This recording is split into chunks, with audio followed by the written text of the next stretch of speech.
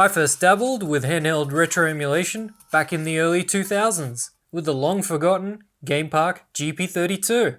Back then, the dream was full speed Mega Drive and Super NES emulation. How far we've come. Today we're looking at the Anbernic RG353P, which is a dual OS retro gaming handheld that's clearly inspired by the Super NES controller. The default operating system is Android 11, but pop in the included 16GB microSD card and it'll boot into Linux, specifically RetroArch, which is great for just getting into some games quickly. The Anbernic comes in two color options, transparent black or grey, which imitates the Super NES controller. Both look pretty cool, but I'm a sucker for black devices. The build quality is great, with a solid plastic feel, and it feels nice in the hands. It even says so on the product page. The Anbernic is rocking a Rockchip RK3566, which is a quad-core ARM Cortex CPU. Graphics are handled by a Mali GPU. The display is a 3.5-inch 640 by 480 resolution IPS touchscreen, which is perfect for all those 4:3 aspect ratio retro titles. It's also got 2GB of LPDDR4 RAM, which might not sound like a lot compared to a phone, but we're retro gaming, so it's plenty. There's also 32GB of inbuilt eMMC storage, which holds Android 11. A 3500 mAh battery keeps the Anbernic powered on the go. Wi-Fi and Bluetooth are included. In the box, you'll find a manual, USB charging cable, screen wipes, and screen protector. The basic model comes with a 16GB microSD card with Linux on it, but you can also buy one with an extra 64GB card, which comes with many games spread across many systems, all licensed of course. The less said about this, the better. Moving on to the handheld itself. I'm happy to report the D-pad is very good. It's a nice size, not mushy or too stiff. I have larger hands, so I think the face buttons are a bit too close together. They could have been given a bit more room as there is plenty of space around. They're not bad though. And the analog sticks are basically larger versions of the ones found on Nintendo Switch Joy-Con controllers. No joke, they look and feel exactly the same. These analog sticks aren't as nice as on a full-size controller from the big three.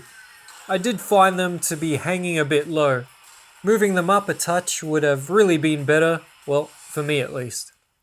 There's a start and select button, power and function. On top, you've got 4 shoulder buttons. They look really close together, but I didn't press the wrong one by accident, so it wasn't a problem. There's an OTG USB-C where you can connect an external controller, a reset button, which I kept pressing as I'm used to a power button at the top. There's also a mini HDMI port, so you can output to a display. I think that's an essential feature. Then there's the volume buttons and the USB-C charging port. Underneath, the first microSD card slot is for Linux, and the second one is for your storage. There's also a headphone jack, which I would always recommend using for those sweet retro tunes. The speakers are loud, and the sound quality is decent, especially for 8 and 16-bit retro games.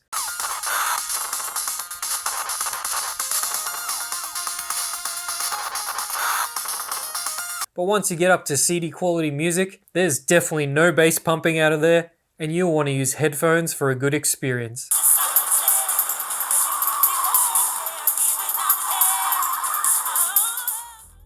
On the back, there's a couple of grips. They feel nice and keep the handheld in place on a slippery desk or slippery hands. Okay, so what can you play on this thing? Lots. It emulates most systems up to the Sega Dreamcast, including the Nintendo 64 and Sony PlayStation. The touchscreen is especially useful for Nintendo DS titles and is nice and bright. While overall the IPS screen has great viewing angles and color reproduction, I find 3.5-inch on the smaller side. There's a sizable bezel around the screen, so it would have been cool if that was gone for another half-inch at least. For the price of the unit though, there's not too much to complain about.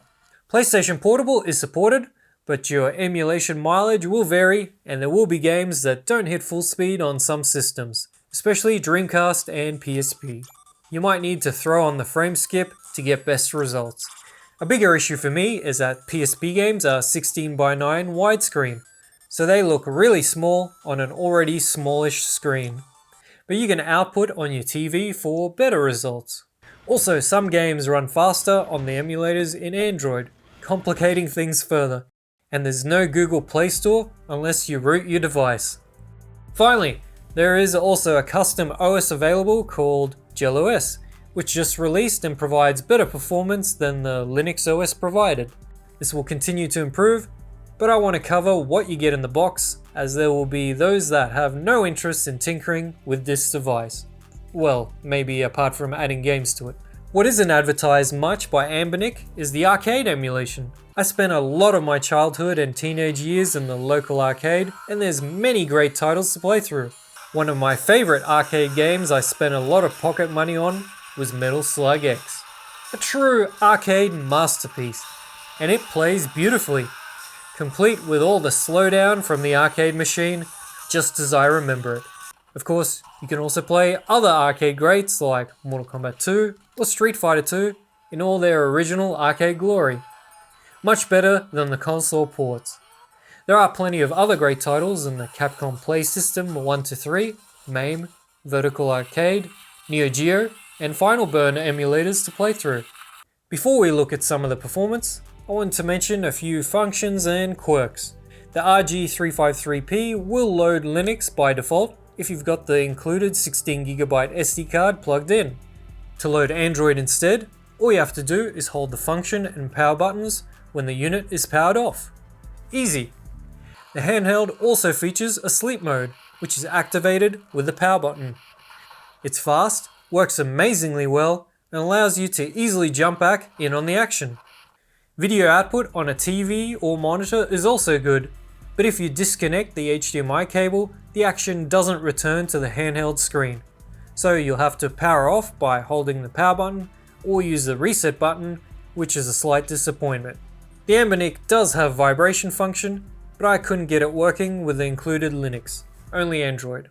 Okay, let's look at how some of the consoles perform, starting with Nintendo 64. Using Mupen 64 Plus, every game I tried ran at full speed, which is awesome. This is a great way to experience or replay the N64 library. For some reason, Sega Dreamcast was running faster in Linux than RetroArch in Android. Anyway, first up is Daytona USA, another favorite of mine from my days in the arcade. And it doesn't quite run at full speed. It's very playable though, and you can add a frame skip to even it out. I'm happy to report that Soul Calibur does run at a clean 60 FPS in game.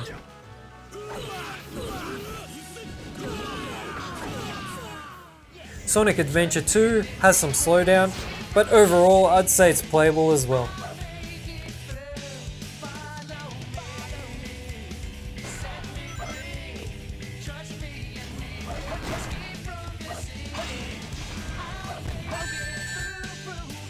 PPSSPP in Linux has no Vulkan support and there's no way to scale the screen properly, so I use PPSSPP in Android.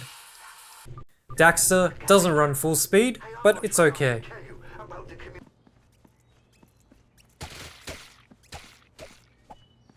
MotorStorm Arctic Edge is an unplayable mess.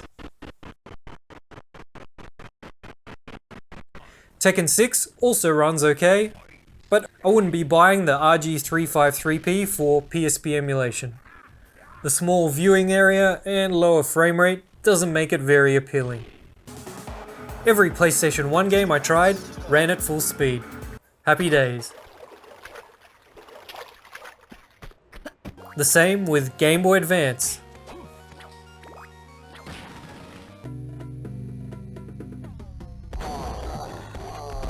You can even stream PC games if you really want to, but the screen resolution and aspect ratio dampen the experience. It's not something I would be interested in using the Anbernic for. Battery life is listed as 6 hours. I wanted to see a worst case scenario, so with maximum brightness, audio up, and playing Dreamcast's Crazy Taxi 2, the full charge was emptied after exactly 4 hours and 20 minutes. The Anbernic was slightly warm on the rear from this constant high load. With a low brightness and playing easier to emulate titles like Sega Mega Drive or Super Nintendo, I'd expect it to reach the 6-hour mark no problem. And so we have a well-built handheld with a dual boot OS system that plays plenty of retro consoles and arcade games well. The screen is nice and the D-pad is great. Battery life is good, but we always want more. A bigger screen and all Sega Dreamcast games running at full speed would have been the cherry on top, but at least the games are highly playable. The Anbernic RG353P is an affordable retro gaming handheld and comes recommended. Now if you'll excuse me, I've got some Metal Slug X to play. Thanks for watching, subscribe, all that. See ya! Cheers!